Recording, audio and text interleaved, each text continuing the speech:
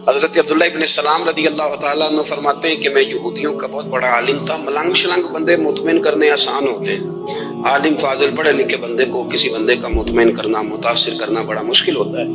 آپ فرماتے ہیں میں نبی کریم علیہ السلام کی بارگاہ میں پہلے دن گیا میں بحث کے ارادے سے، مناظرے کے ارادے سے، کیونکہ یہودیوں کا عالم تھا. حضور اونٹنی پر تشریف فرما تھے. اور یارو محنت کر کے جو میک اپ کر کے چہرہ بنایا جاتا ہے اس کے اندر حسن تو کئی دفعہ ہوتا ہے پر جاذبیت نہیں ہوتی. لیکن جس بابے نے کبھی میک اپ نہ کیا ہو لیکن وضو ذرا طریقے سے کرے روز، تو رنگ گورا نہ بھی ہو تو لوگ کئی دفعہ یہ نہیں کہتے رنگ گورا ہے، بلکہ لوگ کہتے ہیں چہرہ نورانی ہے. اب میں اس پر میں کچھ کلام کر سکتا ہوں کہ گورے اور نورانی چہرے میں بھی فرق ہوتا ہے. کچھ چہرے گورے ہوتے ہیں پر نورانی نہیں ہوتے، کچھ گورے نہیں ہوتے پر نورانی بڑے ہوتے، یہ الگ عنوان ہے. تو حضرت عبداللہ ابن سلام رضی اللہ تعالیٰ عنہ فرمانے لگے جب میں گیا تو حضور اونٹنی پر تشریف فرماتے، کہتے ہیں سادہ وضو، اور میں دیکھ رہا تھا کہ داڑھی مبارک میں کنگھی بھی نہیں ہوئی تھی. سرکار نے سر پہ سادہ سا امامہ باندھا تھا. حضور اونٹنی پر بیٹھے تھے اور جس اونٹنی پر تشریف فرماتے اس پہ کجاوا بھی کوئی نہیں تھا. لیکن کہتے دو جملے حضور کی زبان سے نکلے، دو جملے، اور میں ان جملوں کا قیدی ہو گیا. میرے محبوب نے فرمایا جو چاہتا ہے کہ اس کی عمر بھی زیادہ ہو، رزق میں بھی برکت ہو. آپ بھی چاہتے ہیں نا عمر بھی زیادہ ہو، رزق میں بھی برکت ہو، تو حضور فرمانے لگے اس کے لیے کرنے کا کام یہ ہے کہ اگر وہ چاہتا ہے عمر زیادہ ہو، رزق میں برکت ہو، تو اپنے رشتہ داروں کے ساتھ اچھا سلوک کرے. یہ حدیث اگر اپنے انہی الفاظ کے ساتھ مشکات میں موجود ہے، لیکن وہاں حضرت عبداللہ ابن سلام رضی اللہ تعالیٰ عنہ کہتے ہیں کہ وہ کیا مٹھاس تھی لفظوں میں، جملے تھوڑے تھے، بات میں گہرائی بہت زیادہ تھی. میں آیا تھا بحث کرنے پر میں آگے بڑھا، حضور کا دست مبارک تھاما اور میں نے عرض کی یا رسول اللہ مجھے کلمہ پڑھا دے، میں مسلمان ہونا چاہتا ہوں. ہمارے ہاں لوگ سمجھتے ہیں کہ بہت زیادہ فلسفہ بیان کرنے والا شاعر کوئی بڑا پڑھا لکھا بندہ ہوتا ہے. یہ جی نفسیات کا بڑا ماہر ہے جی، اس نے کئی ماسٹر کیے ہوئے ہیں، ایم فل کی ہے، پی ایچ ڈی کی. او خدا کے بندے، نفسیات کا ماہر وہ ہوتا ہے جو سامنے والے کی عقل کے مطابق بات کرنا جانتا ہے. اور اگر تم کہے جی میری بات ہی بڑی مشکل ہے، میں کس کو سمجھاؤں، تو آپ یہ پڑھے لکھے نہیں ہیں، آپ ابھی سمجھدار نہیں ہوئے. کلم الناس علی قدر عقولہم. اگر آپ پڑھے لکھے ہوتے تو لوگ آپ کی بات سمجھتے. میرے رسول کریم نے کبھی کوئی مشکل بات نہیں کی، کبھی کوئی فلسفہ نہیں بیان کیا، بلکہ تیری نگاہ ناز سے دونوں ہی مراد پاک ہے. عقل غیاب جستجو، عشق حضور و اس طرح. اقبال کہتے ہیں اگر بڑا عقل مند آدمی ہوتا تھا تو حضور کی بات اس کے دل کو بھی اچھی لگتی، اور اگر کوئی عشق و مستی والا آتا تھا نا کہ میں نے مست ہو کے آنا ہے، تو وہ بھی میرے نبی کی باتوں سے مست ہو جایا کرتا تھا. دونوں تیری نگاہ ناز سے دونوں مراد پاک. تو حضور کو بات کرنے کا سلیقہ بھی بڑا شاندار آتا تھا. حضرت عائشہ صدیقہ رضی اللہ تعالیٰ عنہ فرماتی ہیں کہ نبی کریم صلی اللہ علیہ وسلم جب بات کرتے تھے تو اتنی دھیمی کرتے تھے، اتنی دھیرے میں کرتے تھے. میں تو چھوٹا آدمی ہوں، کسی بڑے بندے کو نصیحت بھی نہیں کر سکتا، ورنہ میں علماء سے تو نہیں، لیکن جو طالب علم ہیں جن کا خیال ہے کہ شاید اور میرے پاس کچھ سیکھنے آئے ہوئے ہیں مدرسے کے، تو میں ان سے کہتا ہوں کہ وہ کیا خطابت ہوئی جس میں سامنے والے کو سمجھ ہی نہیں آئی آپ نے کیا کہا. آپ اتنے جوش میں چلے گئے، کہتا جی وہ میرا عشق بڑا جوان تھا. تو میں نے کہا آپ کا عشق زیادہ جوان تھا، پھر رسول پاک کی سنت سے آگے نکل گیا ہے. اب ٹھہر ٹھہر کے بات کریں. آپ کی بات اگر سامنے والے کی سمجھ میں نہ آئی تو اس کا معنی کیا ہوا.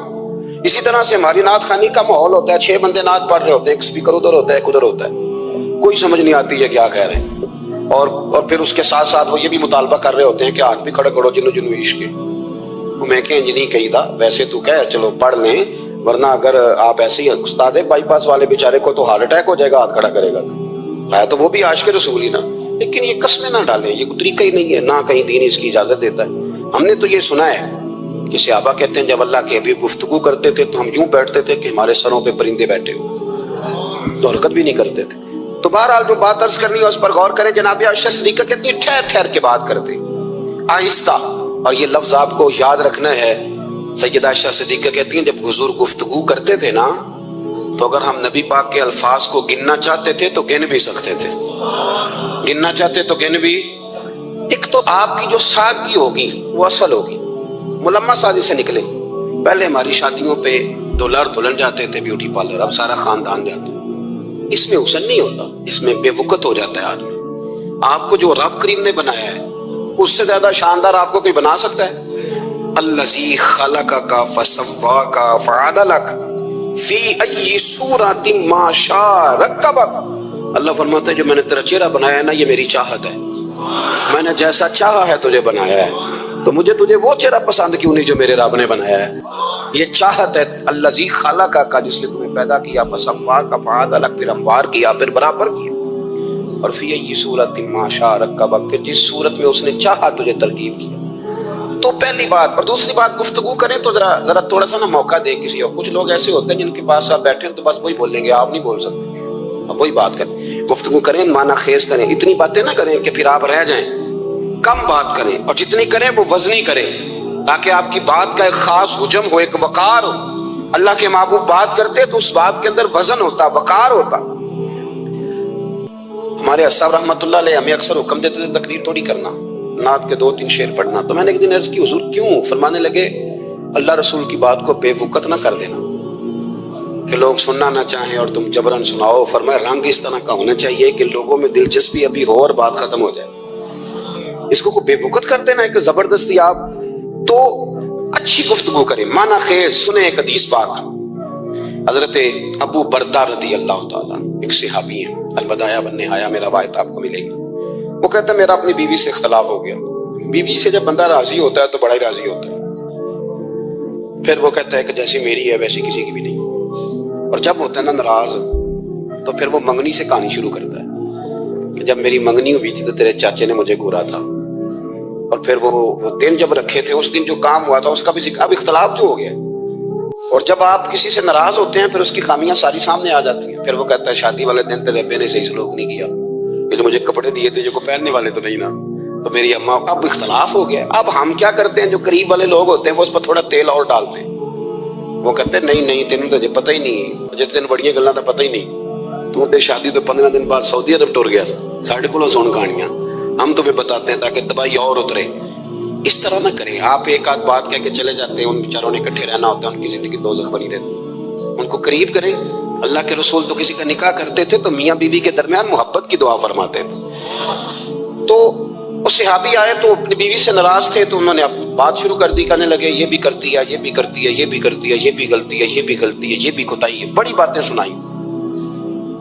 اللہ نے کان کتنے دیے اور زبان، اس کا مطلب ہے سنگل بولنا چاہیے اور ڈبل سننا چاہیے۔ آپ جتنا بولتے ہیں اس سے ڈبل سننے کا مزاج بنائیں، کیونکہ کان اللہ نے 2 دیے اور زبان سنگل بولیں اور ڈبل سنیں۔ حضور سنتے رہے، بلکہ حضرت ابو بردہ رضی اللہ تعالیٰ عنہ کہتے ہیں میرے محبوب نے نا تکیہ منگا لیا، ٹیک لگا لی۔ کئی لوگ کہتے ہیں نا جی ڈاکٹر نے میری بات تو پوری سنی کوئی نہیں، تو جب تک پوری سنی نہ جائے بعض بندوں کو تسلی نہیں ہوتی، پورا وقت دیا۔ وہ کہتے ہیں جتنا میرے اندر غبار تھا سارا میں نے نکالا، اور میں نے ثابت کر دیا کہ میری بیوی میں یہ بھی کمزوری ہے، یہ بھی کمزوری ہے، یہ بھی کمزوری ہے۔ کہتے ہیں جب میں تھک گیا نا باتیں کر کر کے اور باتیں ختم ہو گئی تو حضور ہلکا سا مسکرائے، پھر پہلی نظر ہی لوٹ لے ماہی تیرے ہار شنگارا۔ کہتے ہیں حضور ہلکا سا مسکرائے زیر لب اور فرمانے لگے کہ تیری بات ختم ہو گئی ہے تو ایک میں بھی کر لوں۔ تو نبی کریم صلی اللہ تعالیٰ علیہ وسلم فرمانے لگے صرف ایک بات کا جواب دے، صرف ایک، تیرے آگے ہیں یوں دبے لچے فصحا عرب کے بڑے بڑے، کوئی جانے منہ میں زبان نہیں بلکہ جسم میں جا نہیں۔ حضور فرمانے لگے یہ بتا کہ تیری بیوی میں ساریاں خامیاں ہی ہیں کہ کوئی خوبی بھی ہے؟ بھائی اتنا جواب دے دے، زیادہ لمبی چوڑی بات نہیں، تیری بیوی میں ساریاں خامیاں ہیں۔ اللہ جو بندے بناتا ہے نا تو ایسا کوئی بندہ رب کریم نے نہیں بنایا جس کے اندر اللہ نے کوئی خوبی نہ رکھی ہو۔ یہ الگ بات ہے کہ ہماری اپنی اینک پر مٹی پڑی ہوتی ہے اور ہم سامنے والے کا چہرہ صاف کرتے رہتے ہیں، اپنی اینک نہیں صاف کرتے۔ تو حضرت ابو بردہ رضی اللہ تعالیٰ عنہ فرماتے ہیں جب سرکار نے اس شخص سے یہ بات کہی نا کہ کوئی خوبی بھی ہے تیری بیوی میں، تو کہتے ہیں وہ شخص کہتا ہے میری نا بالکل ایک جملے نے سوچ ہی بدل دی ساری۔ یوں سمجھ لے کہ میں اس روڈ پہ چل رہا تھا، میرے نبی پاک نے مجھے اس والے راستے پہ ڈال دیا، بالکل ساری سوچ، یعنی ایک ہی جملہ لیکن ہر چیز بدل دی سرکار نے۔ حضور فرمانے لگے کوئی خوبی بھی ہے؟ کہتے میں تھوڑی دیر چپ رہا، عرض کی یا رسول اللہ صلی اللہ علیہ وسلم آپ حکم کریں۔ تو حضور فرمانے لگے اپنی بیوی سے کبھی پوچھ نہ رکھو، اگر تمہیں اس کی خامیاں نظر آئیں تو اس بات پر توجہ کرو جو اس کے اندر خوبی ہو۔ کہتے ہیں میں نے اٹھ کے عرض کی یا رسول اللہ میری بیوی پردے کی بڑی پابند ہے، میری خوابگاہ میں کوئی دوسرا شخص کبھی پیر بھی نہیں رکھ سکتا۔ تو فرمایا جا پھر گھر جا کے بسا، جو سب سے اعلیٰ خوبی تھی وہ تو اللہ نے تیری بیوی کو عطا کی ہوئی ہے، گھر بسا۔ تو ایک تو سرکار کی ظاہری جو اللہ نے آپ کو حسن و جمال دیا تھا وہ بے مثل تھا، گفتگو کا جو ڈھاب اور سلیقہ دیا تھا وہ بے مثل اور بے مثال تھا، اور پھر جو حضور کی ادائیں تھی نا، کانا خلقہ القرآن، حضرت عائشہ صدیقہ کہتی ہیں میرے محبوب کے اخلاق دیکھنے ہو تو قرآن پڑھو، جن اخلاق کا قرآن درس دیتا ہے وہ عملی طور پر سارے مدینے والے محبوب میں پائے جاتے تھے۔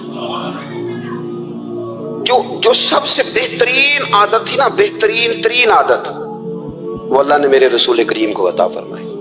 ہمارا نا اب ایک مزاج بن گیا ہے، ہمارے پاس لوگ بڑے فخر سے بتاتے ہیں کہ یہ مسواک سنت ہے، اب تو سائنس بھی مان گئی ہے کہ مسواک کریں گے تو آپ کے وجود کے اندر جو منہ میں فالتو مادے ہوں گے جراثیم وہ مر جائیں گے، اب سائنس بھی مان گئی ہے۔ مجھے کبھی کبھی اس لفظ سے بڑی تکلیف ہوتی ہے، میں کہتا ہوں کہ سائنس اگر نہ مانے تو ہمیں کوئی اس پہ فرق پڑتا ہے؟ نہ مانے سائنس، ہمیں کیا لینا دینا سائنس سے؟ سائنس تو کبھی کچھ کہتی ہے پھر کبھی کچھ اور کہنے لگ جاتی ہے، سائنس کا کیا ہے؟ سائنس کو منوانا ہماری ڈیوٹی۔ ہاں، اس طرح کا دین نہ بناؤ کہ معاذ اللہ دین کو سائنس کا غلام کر دو۔ سائنس کل بھی رسول اللہ کی غلام تھی، آج بھی میرے نبی پاک کی غلام ہے۔ تو حضور کی جتنی ادائیں ہیں، جتنی، ایک کدو شریف ہے، حضور نے کدو استعمال فرمایا ہے۔ آپ چلے جائیں کسی بھی جگہ پہ، جس بندے کو بہت زیادہ بلڈ پریشر کا مسئلہ ہونا تو آپ اس کو ڈاکٹر کہتے ہیں کہ کدو ملے تو اس کو استعمال کراؤ۔ تیزابیت حد درجے اختیار کر جائے اور اندر کا نظام سارا دھرم برم ہو جائے تو اس کو کدو استعمال کراؤ، اور آپ اس کی خاصیت دیکھ لیں۔ تمام سبزیوں میں سے تحقیق بھی سب سے زیادہ اسی پہ ہوتی ہے۔ میرے رسول پاک کا ایک طریقہ مبارک ہے، اور صحابہ کے اگرچہ سید الطعام گوشت ہے، کانوں کا سردار اسے کہا گیا، لیکن حضرت انس بن مالک رضی اللہ تعالیٰ عنہ فرماتے ہیں کہ درزی نے نبی پاک کی دعوت پکائی تھی، وہ درزی تھا، کپڑے سیتا تھا۔ آپ فرماتے ہیں کہ میں حضور کے ساتھ اس درزی کے گھر گیا تو گوشت اور کدو پکا ہوا تھا۔ فرماتے ہیں اگرچہ سردار گوشت ہی ہے، پر نبی کریم نے نا گوشت کے ٹکڑے ہٹا کے نا تو اندر سے کدو نکال کے کھایا۔ حضرت انس بن مالک کہتے ہیں مجھے کدو پسند نہیں تھا، میں نے کبھی نہیں کھایا تھا، گھر میں ہوتا تو میں جھگڑا کرتا، پر آج حضور کی رغبت دیکھی نا تو کل نہیں پسند تھا، پر ابھی مجھے کدو بڑا پسند ہو گیا، مجھے کدو شریف سے پیار ہو گیا۔ جو اعلیٰ ترین چیزیں تھیں وہ نبی پاک نے استعمال فرمائی، اعلیٰ ترین۔ زیتون کی افادیت کبھی کم ہوئی ہے 1400 سالوں میں؟ کبھی کسی نے کہا ہو کہ زیتون استعمال نہ کرو؟ کبھی اس کی افادیت میں؟ یہ امامہ میرے نبی پاک کی سنت ہے، سارے پڑھیے صلی اللہ ہو، حضور کی سنت ہے نا یہ۔ کبھی کوئی بندہ ایسا آپ کو ملا ہو کہ اس نے امامہ باندھا ہو تو کسی نے کہا ہو رہن دے یار تینوں سونا نہیں لگتا؟ بندے سارے سونے سے نہیں نہ ہوندے، میری بات کی سمجھ آ رہی ہے؟ لیکن امامہ کبھی کوئی آپ کو ملے گا ہی نہیں کہ اس بندے کے مزاج کے ساتھ یہ فٹ، یا اس کے چہرے کے ساتھ یہ فٹ۔ اینک آپ لے لیں بازار سے، چھوٹی بھی ملتی ہے بڑی بھی ملتی ہے، کچھ لوگوں کے چہرے پہ کچھ چیزیں نہیں سیٹ ہوتی، فٹ نہیں ہوتی، لیکن یہ سرکار کی چونکہ سنت ہے، اور اس کا اعزاز یہ ہے کہ نبی پاک نے فرمایا جمعے والے دن امامہ باندھ کے آیا کرو، جمعے والے دن امامہ باندھ کے آیا کرو۔ جو لوگ جمعے والے دن امامہ باندھ کے آتے ہیں اللہ کے فرشتے ان پر درود بھیجتے ہیں۔ لیکن امامہ شریف ہونا چاہیے، اپنی مرضی کا رومال نہ باندھ لیں، کم از کم 3.5 گز اوپر، ٹوپی کے اوپر باندھا گیا ہو، اپنی مرضی کا طریقہ نہیں اختیار کریں، وہ جو شریعت نے حدود بیان کی ہیں اس کے مطابق چل۔ میری بات کی سمجھ آ رہی ہے؟ تو جو بات میں نے چھیڑی ہے وہ یہ ہے کہ اللہ کے محبوب رب کریم کی دلیل ہے۔ جتنا کائنات کے اندر حسن کوئی بندہ تلاش کرنا چاہے گا وہ مجبور ہو جائے گا اور اسے دروازہ رسول پہ جانا ہی پڑے گا، اسے نبی پاک کے دروازے پر اسے جانا پڑے۔ ہم کوشش بڑی کرتی ہیں سونے لگنے کی، بڑے بڑے لوگ روپ دھارتے ہیں بیچارے، بڑا کچھ کرتے ہیں، لیکن آپ کو لوگ سونا کہیں گے، نورانی نہیں کہیں گے۔ مجھے بڑی کر لیں، داڑھی روز بنائیں بے شک، لیکن فطرت داڑھی ہے، حسن ناراض ہو گیا، اور داڑھی بڑی سمجھدار ہے، کبھی عورت کے منہ پہ نہیں آتی مرد کے منہ پہ، مرد کے منہ پہ داڑھی آتی۔ چلے میں کوئی بات نہیں کرتا، ورنہ میں تو حنفی ہوں، میرے امام صاحب تو اس بندے کی گواہی قبول نہیں کرتے جس نے داڑھی نہ رکھی، وہ کہتے ہیں اس کی شہادت کچہری میں قابل قبول نہیں ہے، وہ تو قبول نہیں کرتے اس کی شہادت کو بھی۔ اب چلیں عوام سے ڈرتے ڈرتے کئی دفعہ کچھ باتیں نہیں بتائی جاتی، پر باتیں ہیں تو صحیح نا۔ ایک بندے نے داڑھی مڈائی تھی تو جناب عمر نے مدینے سے بھی نکال دیا تھا۔ ان سانو کانے کوئی کہہ گیا کہ چنگی طرح نیک ہوے گا داں رکھی تے روٹی ادن کھائی ہاں جدن چنگی طرح نیک ہو جائے گا، اس سے پہلے کیوں کھاتے ہو؟ یہ قسم اٹھاؤ کہ پیسے اس دن پکڑنے ہاتھ میں جس دن چنگی طرح نیک ہونا ہے۔ کچھ لوگ کہتے ہیں میں اندر سے ٹھیک نہیں، تو اندر سے ٹھیک ہونا تیری ڈیوٹی نہیں، ظاہر ٹھیک کرنا تیری ڈیوٹی ہے، باطن تو رب کریم اپنی رحمت سے درست فرمایا کرتا ہے۔ تو جو تیرے ذمہ لگایا اللہ نے وہ تو کرنا، جو تیرے اللہ نے ظاہری صورت سے ہوتا کیا ہے، سنو کیا ہوتا ہے۔ مولانا رومی نے لکھا ہے حضرت موسیٰ علیہ السلام کے زمانہ مبارکہ میں ایک شخص تھا تو حضرت موسیٰ علیہ السلام کی نقلیں اتارتا تھا۔ آپ کی طرح لمبا کرتا پہنتا تھا، ہاتھ میں چھڑی پکڑتا تھا، تھوڑا غصے سے بولتا تھا، معاذ اللہ نقل اتارتا تھا۔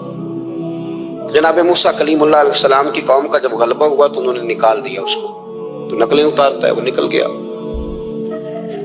شہر سے باہر نکال دیا۔ حضرت موسیٰ کلیم کہتے ہیں میں ایک دن کوہ طور پہ گیا ہوا تھا تو رب کریم نے مجھ سے فرمایا کہ فلاں جگہ فلاں درخت کے نیچے میرا ایک دوست انتقال کر گیا ہے، اسے اٹھائیے، غسل دیجیے، کفن دیجیے، جو اس دور کا طریقہ تھا تدفین کر دیں۔ حضرت کلیم علیہ السلام فرماتے ہیں میں اپنے حواریوں سمیت پہنچا، جب بندے کا چہرہ دیکھا تو حیران ہو گیا، یہ تو نقلیں اتارنے والا ہے، تو نقلیں اتارنے والا ہے۔ پر اللہ کے نبی رب کریم کے حکم کے آگے لائت اللہ نہیں کرتے، یہ نہیں کہتے کہ میری عقل میں نہیں آ رہا۔ اٹھایا، غسل دیا، کفن دیا، تدفین کر دی اس کو۔ جب دفن ہو گیا حضرت موسیٰ علیہ السلام کوہ طور پہ حاضر خدمت ہوئے اور بارگاہ عالی مرتبت میں عرض کرنے کے مالک تو بے نیاز ہے، چارہ سوال تو نہیں، پر اپنی تسلی کے لیے مالک یہ فرمائیے کہ وہ تو نقلیں اتارتا تھا۔ تو رب کریم نے فرمایا موسیٰ بات یہی ہے، پر میں نے اسے مرتے وقت ایمان نصیب کر دیا، وہ آپ کا کلمہ پڑھ کے دنیا سے گیا ہے اور توبہ کر کے گیا ہے، تو مالک اتنی کرم نوازی کیوں ہوئی؟ تو رب کریم نے فرمایا موسیٰ جب وہ تیری طرح بن سور کے نکلتا تھا نا، تیری ادائیں اپناتا تھا تو مجھے پیارا ہی بڑا لگتا تھا، پیارا لگتا تھا۔ یارو دیکھو نا ترمذی شریف میں حدیث ہے، میرے رسول پاک علیہ السلام نے فرمایا میرا امتی جب سفید داڑھی لے کے قبر میں جائے گا نا، داڑھی اور وہ بھی سفید، تو رب فرشتوں سے فرمائے گا اسے عذاب نہ دینا، یہ میرے محبوب کی سنت سفید داڑھی لے کے آگے، مجھے شرم آتی ہے اسے عذاب دیتے ہیں۔ آپ بات کو سمجھے کہ یہ حضور کی سنت کا اعزاز جو اللہ کی بارگاہ میں، رب کے حضور جو سنت کا اعزاز اس لیے کہ کائنات میں سب سے اعلیٰ ترین جو کام تھا وہ کیا ہی میرے مصطفیٰ کریم نے، اعلیٰ ترین عمل نبی پاک، اعلیٰ ترین، اور طریقہ مبارکہ میں حسن اور جاذبیت، اور آپ اندازہ کر لیں ہم لوگ پٹری سے اتر جاتے ہیں، مرضی کرتے ہیں، ہمارا مزاج ہے اتنا مرضی کو کہے کہ الکوہل والی خوشبو استعمال نہ کرے، پر ہم کوئی نہ کوئی دلیل نکال کے لے ہی آتے ہیں، لیکن خوشبو اس دور میں بھی اتنی بکتی ہے جس کی حد نہیں، اور لوگ اپنی اپنی ضرورت کے لیے اس کو استعمال ہے۔ ان 1400 سالوں میں 1450 سالوں میں ایک دفعہ بھی ایسا نہیں ہوا کہ یہ کاروبار کہیں ٹھنڈا ہوا ہو۔ حرم شریف اللہ آپ کو لے جائے تو مسجد نبی میں سونے کی دکان کے ساتھ خوشبو والی دکان ہوتی ہے، یعنی اتنا مہنگا کاروبار ہے کہ جتنا کرایہ سونے کی دکان والا دے رہا ہے اتنا ہی خوشبو کی دکان والا دے رہا ہے، اتنا مہنگا یہ کاروبار ہے۔ ایک دن بھی اس کام کی اہمیت کم نہیں ہوئی، اور رسول کریم نے کیا فرمایا؟ صحابہ کہتے ہیں 3 چیزوں سے کبھی منع نہیں کرتے تھے، وہ تکیہ دیتا تھا تو قبول کرتے تھے، کوئی بندہ اگر حضور کو دودھ پیش کرتا تھا تو نبی پاک قبول کرتے تھے، اور اگر کوئی شخص حضور کو خوشبو دیتا نا تو حضور جلدی قبول فرماتے، یہ مزاج تھا۔ تو جو اعلیٰ ترین چیزیں تھیں ان کو میرے رسول کریم صلی اللہ علیہ وسلم نے کیا، ہمیں کر کے دکھایا۔ ہمارا ظاہری حلیہ آج بھی اہل عرب لمبا کرتا پہنتے ہیں، آپ لمبا کرتا پہننے حیا کے زیادہ قریب ہے، کھلا لباس حضور پسند کرتے تھے، یہ شرم و حیا کے زیادہ قریب ہے، اس کے اندر انسان کا پردہ زیادہ ہے۔ وہ ساری اعلیٰ قسم کی صفات جن سے ایک آدمی متصف ہو سکتا ہے اور اپنے آپ کو سجا سکتا ہے، اپنے معاملات کو ٹھیک کر سکتا ہے، وہ ساری رسول پاک نے ہمیں عطا فرمائی۔ ایک حضور کا طریقہ مبارکہ تھا کہ سامنے والے جتنے لوگ حضور کے دائیں بائیں رہتے تھے ان کا خیال کرتے تھے۔ ہم تو خیال رکھواتے ہیں نا اپنا کہ سارے مل کے میری عزت نہیں کرتا، تو میری، تو میں کہتا ہوں کہ یہ تو یہاں اپنی عزت کی بھیک مانگی ہے یا آپ نے لڑائی کر کے عزت لی ہے، ایسا نہ کریں۔ آپ عزت دینی شروع کر دیں، اللہ آپ کو سکون عطا کر دے، آپ احساس کریں دوسروں کا۔ حضور نہ شدت کے ساتھ، یہ اعلیٰ سنت ہے میرے نبی پاک کی صلی اللہ ہو، سارے پڑھیے دروشی صلی اللہ ہو، یہ اعلیٰ سنت ہے۔ آپ دیکھیں نا بخاری مسلم میں موجود ہے، حضور فرماتے ہیں میرا دل چاہتا ہے میں لمبی نماز پڑھاؤں، لمبی نماز پڑھاؤں، دل میرا چاہتا ہے، لیکن فرمایا جب میں دیکھتا ہوں نا کہ پیچھے بچے بھی کھڑے ہیں، بوڑھے بھی کھڑے ہیں، بیمار بھی کھڑے ہیں، تو گویا حضور فرمانے لگے میں بندوں کا احساس کر کے رب کی نماز چھوٹی کر دیتا ہوں، میں مختصر پڑھاتا ہوں۔ اور مسند امام احمد بن حنبل میں حدیث کے لفظ ہیں کہ اگر کوئی نبی پاک کا انتظار کر رہا ہوتا تھا تو نماز مختصر پڑھتے تھے اور اس کو فارغ کر کے بھی لمبی نماز پڑھتے۔ ایسا نہیں کہ اب آئے ہیں 4-5 لوگ تو ان کو پتہ چل جائے کہ حضرت جی بڑی تگڑی نماز پڑھتے ہیں، بڑے صوفی صافی آدمی، یہ نہیں، بلکہ نماز ہے، بلکہ مسند امام احمد بن حنبل میں تو وہ خوبصورت حدیث موجود ہے سیدنا بلال حبشی رضی اللہ تعالیٰ عنہ فرماتے ہیں کہ میں نے عصر کی نماز کے لیے اقامت پڑھ دی تھی، حضور مصلی امام پر تشریف لے گئے تھے، ایک یہودی کا غلام آیا اور اس نے آ کے عرض کی یا رسول اللہ میں بڑی مشکل میں ہوں، اگر آپ چلیں تو میرا مسئلہ حل ہو سکتا ہے، میرا مسئلہ حل ہو جائے گا۔ تو حضور کے احساس کی شدت کا یہ حال تھا کہ نبی کریم نے نمازیوں سے فرمایا تم بیٹھ جاؤ، میں پہلے اس کا کام کر کے آتا ہوں۔ خدا کے بندے تو ہیں ہزاروں، بنو میں پھرتے ہیں مارے مارے، میں اس کا بندہ بنوں گا جس کو خدا کے بندوں سے پیار۔ احساس کی شدت یہ حضور کی سنت ہے، اور بہت زیادہ خیال رکھنا دوسرے کا، یہ میرے نبی پاک کا طریقہ ہے، دوسروں کو سوچنا، دوسروں کے لیے بات کرنا، دوسروں کے لیے دعائیں کرنا، ان کے احساسات کا خیال رکھنا۔ سیدہ طیبہ طاہرہ حضرت عائشہ صدیقہ رضی اللہ تعالیٰ عنہ فرماتی ایک دن سرکار مجھ سے فرمانے لگے عائشہ جب تم مجھ سے ناراض ہوتی ہو تب بھی مجھے پتہ چل جاتا ہے، جب راضی ہوتی ہو تب بھی پتہ چل جاتا ہے۔ یہ ہمارا یہ مزاج نہیں ہوتا گھر کے اندر بھی، ہم گھر کے اندر بھی نواب صاحب ہی ہوتے ہیں، یہ نہیں گھر جا کے کہانیاں سناتے ہیں، کہتے ہیں تم پتہ میں کڈا کھاوا کمائی کیٹی مشکل ہے، پیچھے پیچھے ہٹ جاؤ سارے، میں فتح کر کے ہوں، ابھی گیٹ سر کر کے آیا ہوں۔ ایک بچہ پانی لے کھڑا ہو جائے، دوسرا دودھ کا گلاس لائے، بیگم صاحبہ فٹافٹ آئیے، ایسے نہیں کریں۔ میرے رسول پاک علیہ السلام کی پیاری زوجہ کہتی حضور کھا رہا ہے، کھانا مانگا، میں نے اس کی حضور میرے سر میں درد ہے، تو پڑھو نا ابن اسحاق کو۔ محبوب فرمانے لگے لا میں تجھے آٹا گوندھ دیتا ہوں، تو مجھے روٹی پکا دے۔ یہ بھی سنت ہے نبی پاک، ان چپ کر گئے ہو، یہ بھی حضور کی سنت ہے، یہ بھی سرکار کا طریقہ ہے۔ کبھی کبھی گھر میں جھاڑو دینا یہ بھی نبی پاک کا، حضور کام میں ہاتھ بٹاتے تھے نا ازواج کا، یہ والی سنت کس دن ادا کر دی؟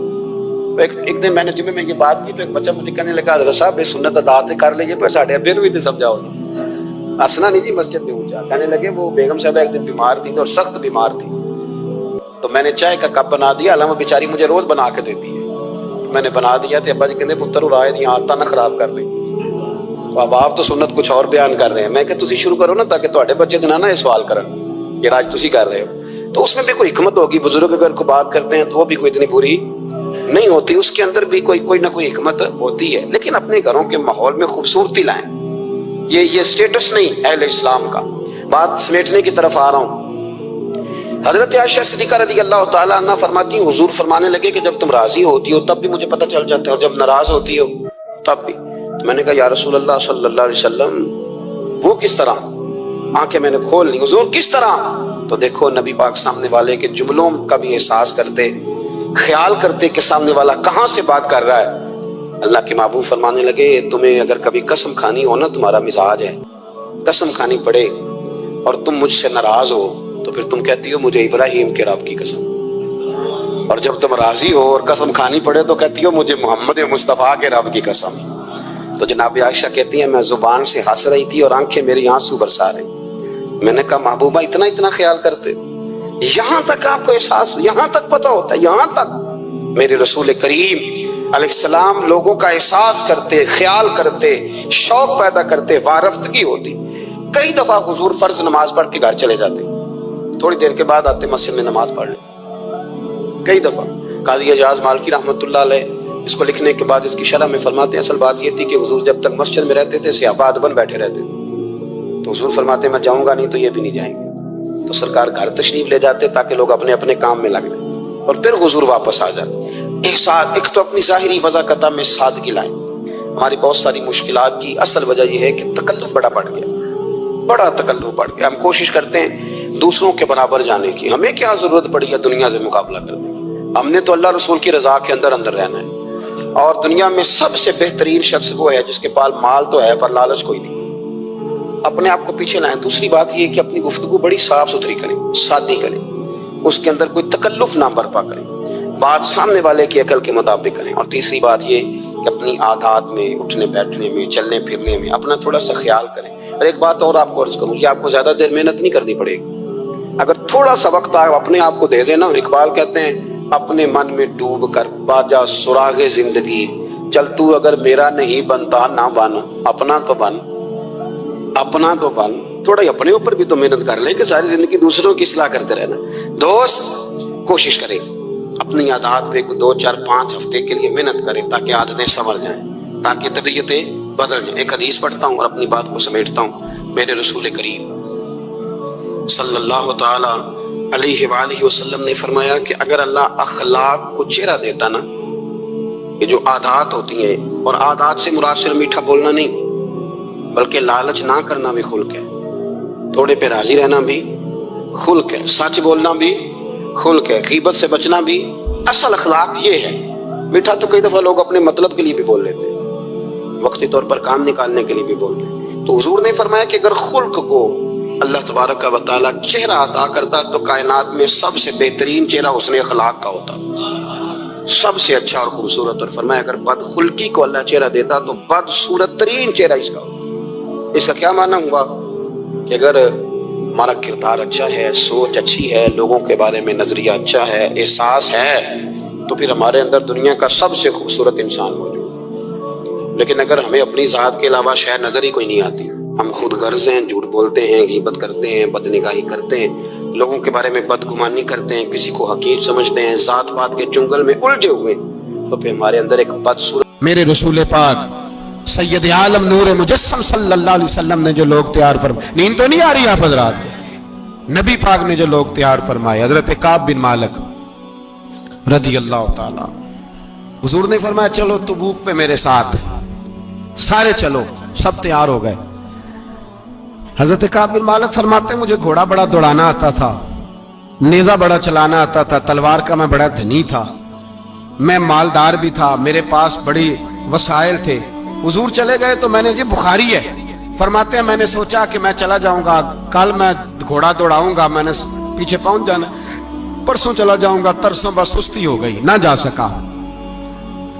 فرماتے ہیں وقت بیت گیا، حضور چلے گئے، آج جاتا ہوں کل چاہتا ہوں، اسی میں حالات سارے گزر گئے، حتیٰ کہ اللہ کے رسول واپس آ گئے۔ فرماتے ہیں کچھ بوڑھے تھے جو نہ جا سکے، اور کچھ منافق تھے جو حضور کے ساتھ جہاد پہ نہ جا سکے۔ آپ فرماتے ہیں میں جوان بھی تھا، تیر انداز بھی تھا، اور دنیا عرب سارا جانتا تھا کہ مالدار بھی ہے، اللہ تعالیٰ کی دی ہوئی بڑی نعمتیں تھیں، میں نہ گیا، اور ہو غلطی گئی، سستی گئی۔ فرماتے ہیں حضور مدینے میں آئے، جب مسجد نبوی میں بیٹھے تو منافق آ کے بہانے کرنے لگے، کوئی کہنے لگا بچی بڑی بیمار تھی، کوئی کہنے لگا حضور کل ہی صحیح ہوا ہوں۔ فرماتے ہیں مجھے بھی پتا تھا، اور پتا مصطفیٰ کو بھی تھا جھوٹ بول رہے ہیں، حضور کو پتا تھا، پر وہ بہانے کرتے، حضور قبول کرتے، میں چلو جاؤ۔ کہا فرماتے ہیں ایک منٹ کے لیے مجھے بھی وسوسہ آیا کہ کوئی بہانہ نہ کر دوں، لیکن پھر میں نے سوچا بہانہ کس کے سامنے کروں جسے اللہ تبارک و تعالیٰ نے نبوت کی آنکھ عطا فرمائی ہوئی ہے، اس محبوب کے سامنے بہانہ۔ اس خیال آیا مسلمان نیک و بد پہچان جاتے ہیں، محمد آدمی کے دل کی باتیں جان جاتے ہیں، کدھر بہانہ کروں، حضور کو تو سارا پتا ہے۔ فرماتے میں گیا، حضور نے پوچھا کیوں نہیں آئے، اور پوچھا بھی مسکرا کے، کیوں نہیں آیا، مسکرا کے پوچھا۔ فرماتے ہیں میں نے سچ سچ بولا، میں نے کہا یا رسول اللہ سستی ہو گئی، حضور غلطی ہو گئی۔ جو بہانے لگا رہے تھے ان کو آزادی مل گئی، اور مکتب عشق کا دستور نرالا دیکھا، اس کو چھٹی نہ ملی جس نے سبق یاد کیا۔ فرماتے ہیں ان کو چھٹی مل گئی، میں نے کہا حضور غلطی ہو گئی، تو نبی پاک نے فرمایا اس سے کوئی بندہ کلام نہ کرے، خبردار میرے ساتھ بھی گفتگو نہ کرنا۔ حضرت کعب بن مالک فرماتے ہیں میرا چچا زاد بھائی، خالہ زاد بھائی سارے رہتے تھے، میں کسی کو سلام لیتا تو کوئی جواب بھی نہیں دیتا تھا۔ فرماتے ہیں میں مسجد میں نماز پڑھنے آتا، پر صحابہ کرام کو حضور نے منع کر دیا تو مدینے کی گلیاں بھی ناآشنا ہو گئی۔ فرماتے ہیں مجھے یوں لگتا تھا کہ مدینے کے در و دیوار بھی مجھ سے کلام نہیں کرتے، میں وہاں دعا منگیا کرو سنگیو کتے مرشد نہ رس جاوے، اے جنہاں دے پیر رس جاندے او جیوندے ہی مرے رہندے۔ کہا اس طرح لگا کہ جیسے حالات بگڑ گئے سارے میرے حق میں۔ آپ فرماتے ہیں میں مسجد میں آ کے بیٹھتا تو جب مجھے پتا تھا میں جب آنکھیں ادھر کرتا تو حضور مجھے دیکھتے، اور جب میں نبی پاک کو دیکھتا تو حضور چہرہ پھیر لیتے۔ بول پڑے خواجہ غلام فرید صاحب، کہنے لگے میں ویکھاں تے میرا یار نہ ویکھے، جے میں نام ویکھاں تے او ویکھے، ایڈے نصیب کتھوں تتڑی دے او میرے وچ ویکھن دے ویکھے، غلام فریدا او بوے یار دے مریے پامیں ویکھے یا نہ ویکھے۔ آپ فرماتے میں سید عالم صلی اللہ علیہ وسلم کو دیکھتا تو حضور رخ انور پھیر لیتے، حضرت کعب بن مالک رضی اللہ تعالیٰ عنہ فرماتے ہیں کہ حضور کا حکم آیا کہ بیوی کو علیحدہ کر دو. بار پہلے کوئی نہیں بات کرتا, اب کہا بیوی کو علیحدہ کر دو. تو میں نے کہا حضور طلاق دے دوں؟ فرمایا نہیں, میں کہ بھیج دو, طلاق نہیں دینی. فرماتے ہیں بال بچہ بھی چلا گیا, نہ گھر میں کوئی نہ باہر کوئی, تنے تنہا. آپ فرماتے ہیں زمانہ جانتا تھا, عرب کے صوبوں میں بات پھیل گئی کہ کعب بن مالک جیسا سردار, مالدار, گھوڑ سوار, تیر انداز, نیزہ باز, اتنا بڑا سیانہ سنجیدہ آدمی جدا کر دیا نبی پاک نے. فرماتے ہیں غسان کے عیسائی بادشاہ نے مجھے خط لکھا. حضرت کعب فرماتے ہیں بڑی آزمائش تھی, پر یہ مصیبت سب سے بڑی تھی. غسان کے عیسائی بادشاہ نے خط لکھا, اس کا آدمی مجھے ڈھونڈتا پھرتا مدینے میں, میں ملا تو خط اس نے مجھے دیا. خط میں یہ نہیں لکھا تھا کہ کافر ہو جاؤ معاذ اللہ, یہ نہیں لکھا تھا عیسائی ہو جاؤ. اس نے خط میں لکھا کہ کعب ہم نے سنا ہے تمہارے نبی نے تمہیں چھوڑ دیا, ناراض ہو گئے. تم تو اس قابل تھے کہ صوبے کے گورنر بنائے جاتے, تم تو بڑے عہدے کے قابل تھے, تمہاری تو شہرت ہے سارے علاقوں میں, تم آ جاؤ ہمارے پاس, ہم تمہیں بہت بڑا عہدہ دے دیں گے. حضرت کعب بن مالک فرماتے ہیں اب میری چیخیں نکلی, اب میں تڑپ کے رویا. میں نے وہ اس کا خط پکڑا اور جلتے ہوئے تنور میں ڈالا اور مسجد نبی میں سر سجدے میں رکھ کے میں نے کہا اے اللہ, میرا ایمان اتنا ہی مشکوک ہو گیا ہے کہ کافر کہتے ہیں میں ان کے ساتھ مل جاؤں گا. اے اللہ, میرا ایمان اتنا مشکوک, کافر سمجھنے لگے ہیں کہ میں مسلمانوں کو چھوڑ کے ان سے اتحاد کروں گا. یہاں لوگ کہتے ہیں ہم نے پریشر کے لیے ان کو ساتھ ملایا, ہم نے پریشر کے لیے کافر سے سمجھوتا کرو گے, اپنے بھائی پر ظلم کرنے کے لیے بے ایمانوں کے ساتھ دوستی کرو گے. حضرت کعب بن مالک فرماتے میں نے تندور میں ڈالا, میں تڑپ کے رویا. میں نے کہا اے اللہ, میرا اتنا امتحان نہ لے کہ کافر سوچنے لگے کہ میں اسے سمجھوتا کروں گا. اے اللہ مہربانی فرما, اتنا امتحان نہ لے. روتے روتے گھر گیا, سحری تک روتا رہا. ایک آدمی دوڑا آیا, کہنے لگا کعب جلدی چل, حضرت جبریل آ گئے ہیں, اللہ نے تیری توبہ قبول فرما لی ہے, رسول پاک نے تجھے یاد فرمایا ہے, چل آ جا. حضرت کعب بن مالک فرماتے میں قدموں میں گرا اور میں نے کہا محبوبہ میرا سارا ہی مال لے لے, حضور میری ساری صلاحیتیں لے لے, رکھ لیں سارا کچھ, مجھے وہ مال نہیں چاہیے جو آپ کے دروازے سے دور کر دے. حضور وہ دولتیں میرے کس کام کی جو آپ کے دروازے سے دور کر دے. بے نور بے چراغ جو محفل ہو پھونک دو, اعظم بلا سے اپنی وہ ہستی ہی کیوں نہ ہو, جو چیز اس کی راہ میں حائل ہو پھونک دو. حضرت کعب بن مالک رضی اللہ تعالیٰ عنہ نے ایک منٹ کے لیے بھی کافر سے سمجھوتا کرنا پسند نہ کیا. جبھی تو اللہ نے توبہ حضرت جبریل کے ذریعے نازل فرمائی. میرے بھائی یہاں منٹ پہ سمجھوتا ہے, منٹ پہ بڑا رولا ڈالتے ہم, بڑا شور ہے چائنا کی دوستی, چائنا جیسے کہے برما کی حکومت ویسے کرتی ہے, اس کا اثر اور رسوخ ہے ان کا. آپ نے کیوں نہیں ان سے کہا کہ ان کو منع کریں؟ میں چائنا کی بات نہیں چھیڑنا چاہتا, ورنہ میں اس پر بھی کچھ باتیں عرض کروں کہ وہ جو آپ کے ساتھ ان کی دوستی ہے اس کا پس منظر کیا ہے. یہ تو چائنا میں بسنے والوں سے پوچھو نا, جہاں مسجد بنانا بڑا مشکل ہے, جہاں نماز پڑھنا روزہ رکھنا بڑا مشکل ہے. کاہے کی دوستی, کس طرح کی دوستی؟ قرآن مجید نے بیان کر دیا کافر تم سے راضی نہیں ہو سکتا حتی تتبع ملتہم, جب تک تم ان کے دین کی پیروی نہ کرو. اتنی دیر کافر راضی ہو سکتا تو مسلمان کیسے راضی ہو جاتا ہے؟ بھائی میرے مصطفیٰ کریم سید عالم صلی اللہ علیہ وسلم کی امت کے جو اجزاء ترکیبی جو بنائے امت قرآن نے بیان فرمائے, ان میں پہلا یہ ہے کہ اشداء علی الکفار, مسلمان کافر پر سخت ہوتا ہے. اور دوسرے نمبر پہ فرمایا رحماء بینہم, آپس میں رحم دل, آپس میں. اقبال نے اس آیت کی تفسیر کی تو 2 مصروں کے اندر شعر میں مضمون ہی پرو کے رکھ دیا. کہنے لگے ہو حلقہ یاراں تو بریشم کی طرح نرم. کس طرح؟ ریشم کی طرح. ہو حلقہ یاراں تو بریشم کی طرح نرم, رزم حق و باطل ہو تو فولاد ہے مومن, رزم حق و باطل ہو تو پھر فولاد بن کے نکلے, پھر منت سماجت نہ کرے اقوام متحدہ آئے تو فلاں آئے تو فلاں آئے, فولاد ہے مومن.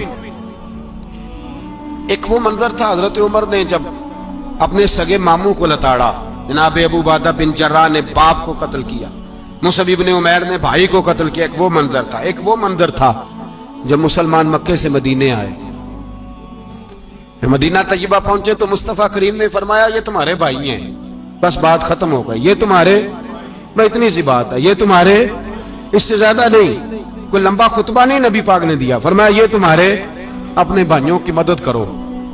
हद हो गई मदद करने की। भाई का बाजू पकड़ा, घर ले गए, कहने लगे ये 15 किले मेरे हैं, 6 जो तुम्हें पसंद आते हैं रख लो, तुम्हारे हो गए। घर का सामान, बिस्तर, रजाइयां तक निकाल के दरवाजे के अंदर रखे। भाई से कहा यार जो तुझे अच्छा लगता रख ले, आधा तेरा आधा मेरा। यहां तक एक वो मौका जब अशिद्दाउ अलल कुफार, एक ये मौका रुहमाउ बैनहुम, सहाबाए किराम अलैहिम रिदवान में से किसी के पास 2 बाग थे, एक में खजूरें ज्यादा पकी, एक में कम पकी। जब वो अपने भाई को देने लगा तो उसने कहा तुझे रसूलुल्लाह ने मेरा भाई बनाया है, तुझे वो वाला बाग दूंगा जिसकी खजूरें ज्यादा पकी हुई है, वो वाला बाग दूंगा, खजूरें ज्यादा पकी हुई। और यार तारीख आलम ने ये नजारा नहीं देखा कि वहां से एक शख्स आया, गरीब है, रिश्ता नहीं मिलता। यहाँ एक शख्स ने क्या किया, उसको अपने खानदान से, अपने घर से रिश्ता भी दिया। कब भाई है, इसको यहाँ बसाना है, रखना है, लाना है।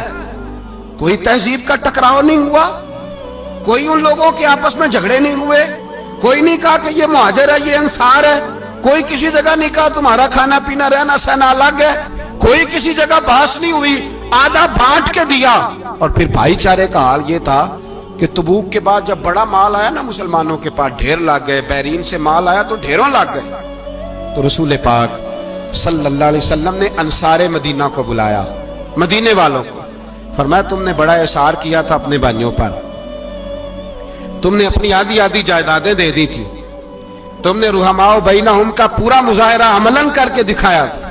अब माल आ गया है, 2 ऑप्शन मैं तुम्हें देता हूं, 2 किस्म की तरजीहात, एक चीज कबूल कर लो। कहा या रसूल अल्लाह सल्लल्लाहु अलैहि वसल्लम हुक्म फरमाइए।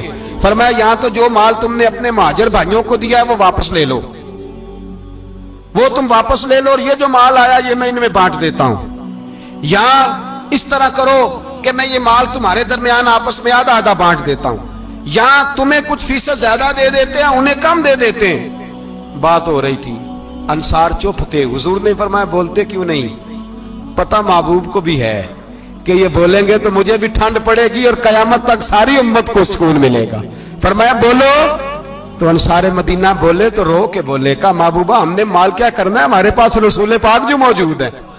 या रसूल अल्लाह हमने क्या करना है माल का, हुजूर जो अब आया ये भी सारा इन्हें दे दे, जो हमने दिया था इन्हें वो भी इनके पास रहने दें, और या रसूल अल्लाह जो बाद में आए वो भी इन्हें दे दें। हमारी शर्त यह है कि हमारे दरमियान अल्लाह के रसूल मौजूद रहने चाहिए, महबूब हमारे दरमियान रहे, माल और दौलत की हमें जरूरत है, ये रुहमाओ बैनहुम आपस में बांट के हर चीज अपने भाइयों को दे दी।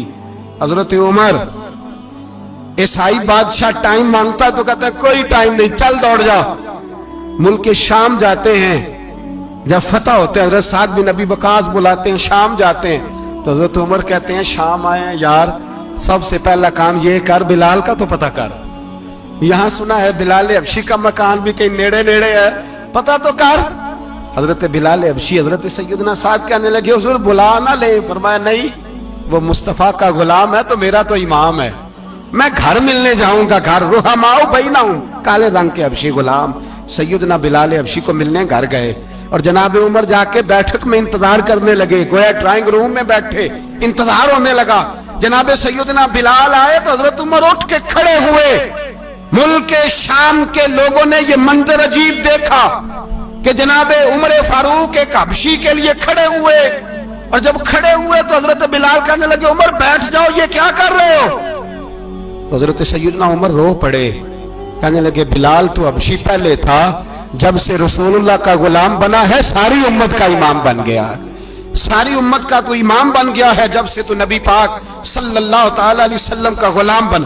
भाई याद रखे, जब अशिद्दाउ अलल कुफार की बात थी तो अपने सगे कत्ल हो गए, और जब रुहमाओ बैनहुम की बात थी तो फिर ये नहीं देखा ये हबशी है। तवज्जो है मेरी बात पर, जाग रहे ना आप लोग, इधर देखे, फिर ये नहीं देखा कि ये हबशी है, ये रूमी है, ये कौन है, پھر یہ دیکھا کہ یہ رسول اللہ کا غلام ہے صلی ہمارے ہاں تو نفرتیں پھیل گئی ہیں.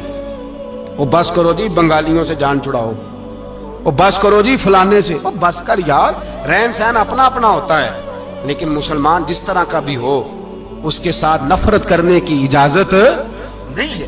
پہلی بات اشداء علی الکفار، دوسری بات رحماء بین. اب تیسری بات ہے تراہم رکعا سجدا یبتغون فضلا من اللہ ورضوانا. میں نے جو شروع میں بات کی تھی نا کہ اگر خانہ کعبہ میں 40-50 لاکھ حاجی مل کے دعا ہی مانگ لیتا، دعا ہی مانگ لیتا مل کے، تو کمال ہو جاتا. حضرت ابو بکر صدیق رضی اللہ تعالیٰ عنہ سے کسی نے پوچھا تھا بدر میں فتح کیسے ہوئی؟ اب بھی مسلمان کہتے ہیں نہیں جی کیسے لڑیں گے جی، ہمیں اپنا بڑا مسئلہ ہے.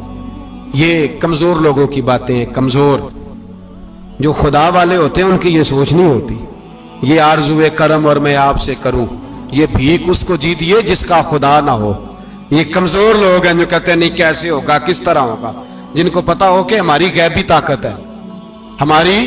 حضرت ابو بکر صدیق رضی اللہ تعالیٰ پوچھا جناب بدر میں کیسے جیت گئے؟ تلواریں زیادہ تھی، نیزے زیادہ تھے، یا آپ کو جاسوسی زیادہ تھی، پتہ زیادہ تھا کہ یوں قابو آئیں گے کافر؟ تو ابو بکر صدیق فرمانے لگے نہ نیزوں سے جیتے نہ تلواروں سے جیتے، ہم جو بدر میں جیتے ہیں تو مصطفیٰ کی نمازوں سے جیتے ہیں. ہمیں جو بدر میں کامیابی ملی تو رسول اللہ کی دعاؤں کی برکت سے ملی.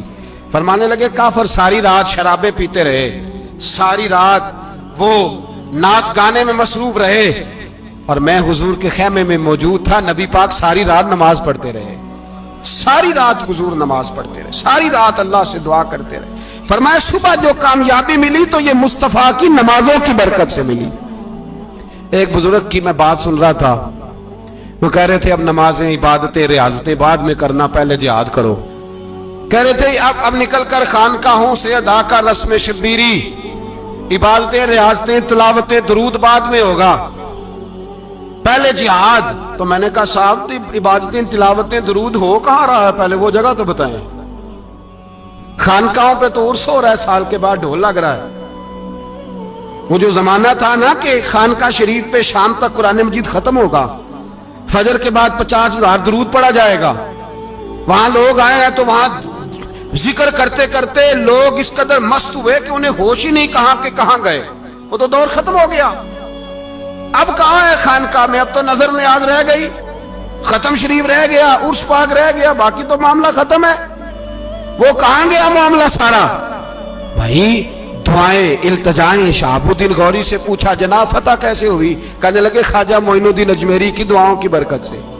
فرماتے ہیں بابا دعا مانگتا تھا، ہم جہاد کرتے تھے، اللہ کامیابی دے دیتا. بھائی وہ عبادت، وہ ریاضت، وہ مسلمان جو رات کو اپنے رب کو منا لیا کرتا تھا، وہ اپنی عبادت کے زور پر اللہ تبارک و تعالیٰ کی بارگاہ میں آہو زاری. حضور نے فرمایا الدعاء صلاح المومن، دعا مومن کا ہتھیار ہے. دعا مومن کا، بول کے بتانا ہے، دعا مومن کا. فرمایا مومن یہ ہتھیار چلا سکتا ہے، یہ ہتھیار کافر کے پاس موجود ہے. حضرت زید بن حارثہ رضی اللہ تعالیٰ عنہ کو نہ پکڑ کے کچھ کافر ان کو پکڑ کے لے گئے تو ایک درخت کے ساتھ باندھ لیا. کہنے لگے تمہیں قتل کریں گے، حضور کے صحابی ہیں رضی اللہ تعالیٰ. جب کافر آپ کو قتل کرنے لگا نا تو انہوں نے درخت کے ساتھ اچھی طریقے سے ٹانگیں باندھ لی، ہاتھ باندھ لیے، گردن باندھ لی. کہنے لگا بلا اپنے رب کو. تو حضرت زید رضی اللہ تعالیٰ عنہ فرمانے لگے میں تو شہید ہونے کو تیار تھا، لیکن تو نے آزمانے کا پروگرام بنایا تو ٹھیک ہے، میں پھر بلانے لگا ہوں اپنے رب کی مدد کو. اے اللہ مدد فرما. اس نے اتنی دیر میں تلوار نیام سے نکال لی. اے اللہ مدد فرما. اس نے جب تک دونوں ہاتھوں میں تلوار سونت لی. اے اللہ مدد فرما. جب تیسری بار آپ نے یہ کہا تو اس نے تلوار اٹھائی، کہا اللہ مدد فرما. حضرت زید رضی اللہ تعالیٰ عنہ کہتے ہیں جب چوتھی بار میری زبان سے لفظ نکلے، کافر کے ہاتھ میں تلوار تھی پر گردن بھی اس کی کٹ کے نیچے گر گئی، کہ گردن کٹ کے اسی وقت نیچے گری. مجھے کسی نے کھولا، نہ مارنے والا نظر آیا، نہ گردن کاٹنے والا نظر آیا، نہ مجھے کھولنے والا. تو میں نے کہا آنے والے تو بتا تو سوئی تو کون ہے؟ تو کہنے لگے میں جبریل امین ہوں. मैं जिब्रील अमीन हूं, मैं जिब्रील, मुझे दुश्मनों ना छेड़ो, मेरा है कोई जहां में, मुझे दुश्मनों न छेड़ो, मेरा है कोई जहां में, मैं अभी पुकार लूंगा, नहीं दूर है मदीना। कहा जब तूने, हजरत जिब्रील कहने लगे, जब तूने पहली दफा कहा ना अल्लाह मदद फरमा, तो मैं सिदरतुल मुंतहा पे था, मुझे हुक्म हुआ जिब्रील देर ना करना।